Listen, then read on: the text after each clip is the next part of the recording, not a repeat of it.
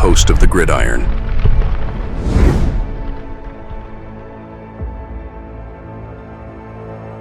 Fourth and goal to go with the 2. 34 seconds left to go in the ball game. This is the play right now. Takes the snap. Targeted goes in. Targeted all alone. And the quarterback keeps. Wow, what a call. Nobody touched him. But speaking of that, right, apparently Sanders and Hunter, they both shined at their Colorado Pro Day. They both did pretty well. I mean, yeah, you see some video and stuff like that. Hunter looks very, very smooth, nice and smooth. And obviously, Sanders was 58 out of 63. 3 of them were drop passes. So, I mean, that is his accuracy. His accuracy is that's his calling card, right? Ain't no doubt about that, right? I mean, if you keep him in the pocket, right? He can very, very, very good, right? But there's things that we're looking at that, Shannon Dable may not be. Or they're looking at stuff differently than we're looking at it, right? So you just don't know. You don't know. I mean, a lot of what I hear is that, Sanders, might be a little bit of a reach at number 3. But they both had defined pro days. Did it? Nope. Shedeur Sanders shows accuracy at the Colorado Pro Day, while Travis Hunter mostly sits it out. But he caught some passes. He did. The biggest wild card of the NFL draft is probably Colorado quarterback Shedeur Sanders. His teammate Travis Hunter is much less of a mystery. So I mean, it's not like, it's with Hunter, it's like he's got, he's got carte blanche. He's got, it's almost like, I'll run a couple routes, but dude, come on. So, I mean, if Hunter gets past the Giants at 3, he's not making it out of the top 5. I mean, I'd be shocked. Rather shocked to have somebody like that, make it that far. So, let's see.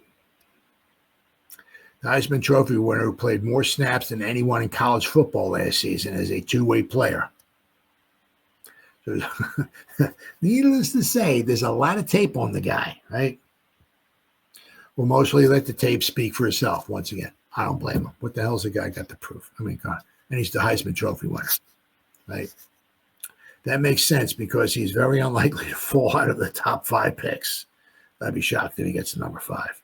Sanders didn't have that luxury, especially who's it? The Patriots are number 4, right?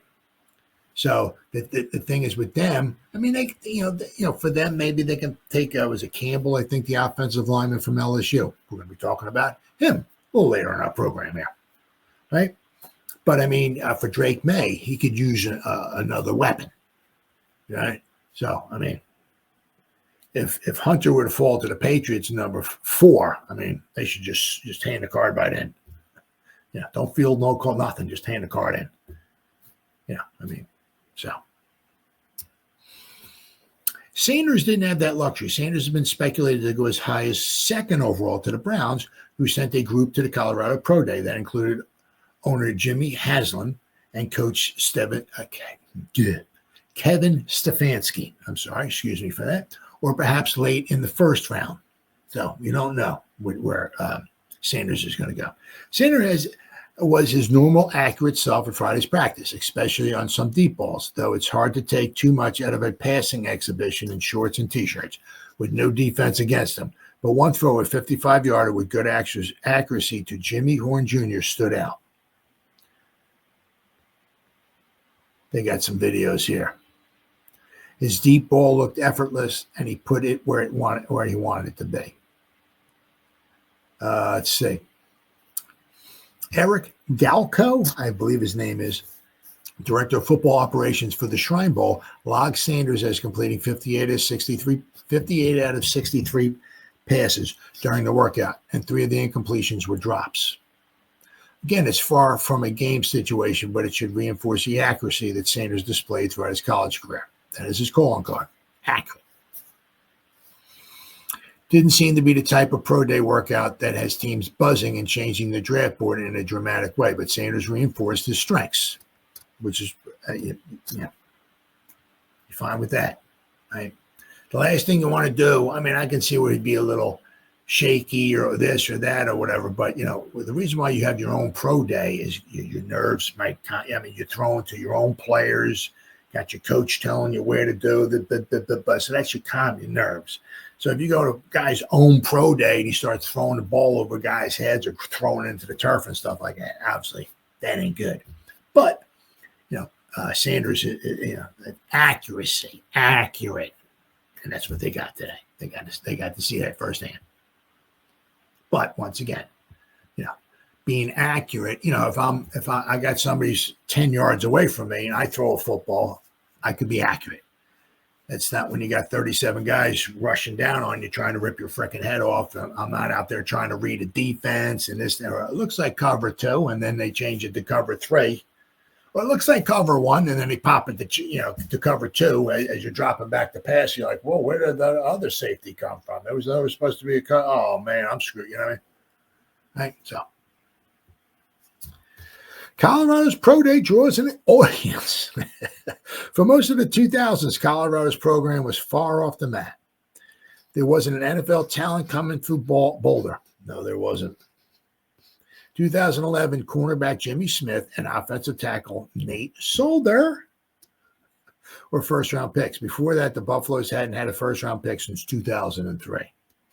So when you figure in the past 21, 22 drafts, whatever it winds up being, not including obviously this year, but you go from 2003 to 2024, whatever that is, 21, 22 drafts, they've had two players picked in the first round.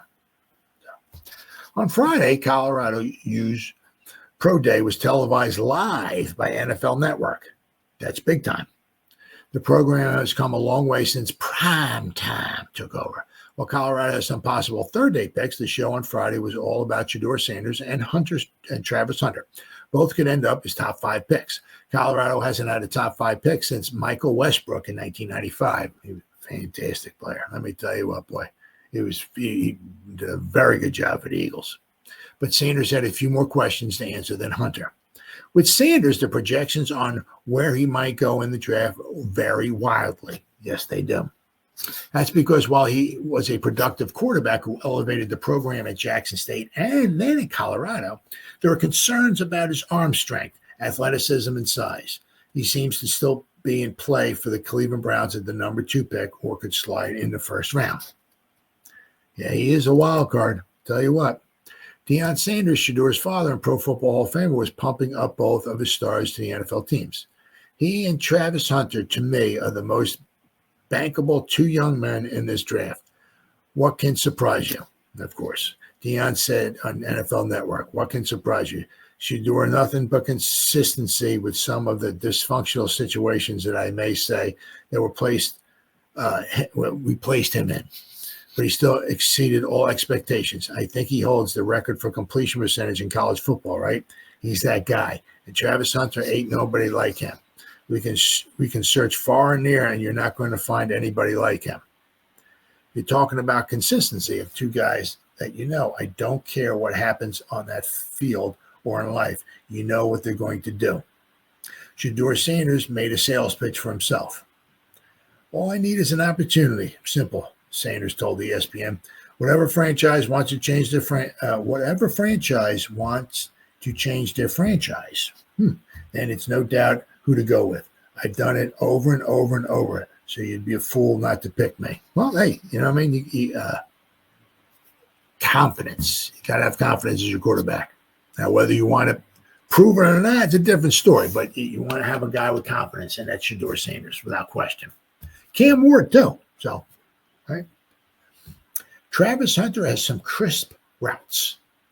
Hunter seems to be at a lock to go in the top 5 and could be as high as second to the Browns. Hunter is one of the most fascinating prospects in the NFL draft history. He could be the top cornerback or top receiver in the draft if he picked only one position. He won a Heisman Trophy last season because he was elite at both positions. Teams high in the draft will have to figure out if they want Hunter to be a cornerback, receiver, or both. The Browns have said that they see him as a receiver. Browns general manager Andrew Berry said he sees Hunter primarily as a receiver. Other teams could use him as a cornerback, while teams like the Titans have said that they believe he can do both. Hunter didn't work out at the NFL Scouting Combine, so Friday's Pro Day was supposed to get more data points on a unique athlete. Hunter ran some impressive routes with multiple sudden moves, but did not do much else. Why would he do more, Deion said on NFL Network. Some guys that need it, some guys that haven't, and the only thing they can do is hurt it, which is true. That's true. All he can do is hurt himself. He's got 3 years of superb film to his credit. You ain't seen it. What do you need to say? So then we got like Marvin Harrison Jr. last season. Hunter hasn't done many traditional drills in the lead up to the draft, like the 40-yard dash. That shows he is confident that he's a lock to go in the top 5 and has no reason to work out further. Harrison went 4th last season. After 3 quarterbacks went off the board, his draft stock wasn't affected and is unlikely Hunter will fall because he didn't work out, even if some NFL executives would inevitably complain anonymously through the media about it. NFL Draft Day will be big for Colorado. They've had just 6 top 10 NFL draft picks in school history. Wow. It would be a complete shock if Hunter doesn't go in the top 10. God, no, I don't want to talk about it. It's ridiculous. We'll see if Sanders' Pro Day workout helps him get into that group. Well, I mean, that's true. That's one thing you obviously you don't know about, that you just don't know about that, right? With Sanders, he's that wild card. It always seems like there's a wild card. Like last year was kind of like McCarthy. Some of them, some of the wild cards. It's like this guy, he keeps going up the boards, like maybe like a McCarthy last year, going up the board. Is he gonna make it into the top 5? Or I mean, the other guys, it's kind of like, well, this guy, he's a top 2 or 3 or 4 pick or whatever. So he could slide back a little bit. So there's always seems like that. Which makes it nice. You know what I mean? Because it's like Christmas morning. If you run down the steps when you're 7 years old, if you remember Christmas or whatever, and if you knew what all the presents were, take some of the excitement out of it. But I mean, that's the nice thing about the draft. You always get, I mean, it's nice to have those wild cards in there. You don't know, right? And, obviously the Giants have a very good idea, right? I mean, it's almost guaranteed, right? That between Abdul Carter, right, Travis Hunter, and Shedeur Sanders, 2 of those 3 guys are going to be there for the Giants, right? So almost guaranteed, right, that basically can't miss blue chip prospect. One of them is going to be there. That's not Sanders, right? Almost guaranteed that Carter or Hunter is going to be there for the Giants. Can't miss prospects. That's what the Giants need right now. They need can't miss prospects. So, unless, as I said, if the only way, right,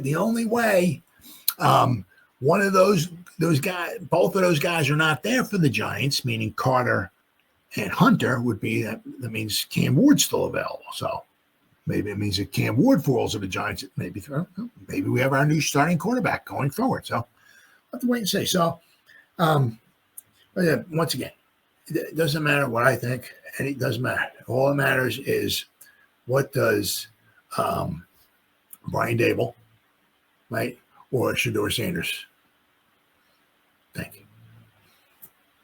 That's all. That's all that matters. Brian Dable or Joe Shane. I'm sorry, Brian Dable, Joe Shane. That's all that matters. Exactly what do they think.